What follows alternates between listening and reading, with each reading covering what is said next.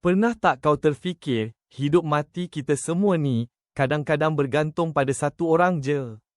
Ya, betul, dalam perang, seorang jeneral itu bukan main-main. Keputusan dia, bukan saja untuk strategi, tapi untuk nyawa rakyat jelata.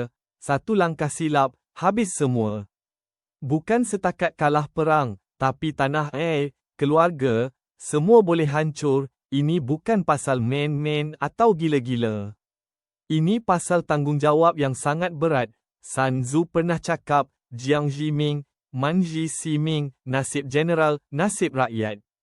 Jadi, keputusan dia sangat-sangat kritikal. Setiap perintah, setiap gerak, membawa risiko sial yang besar.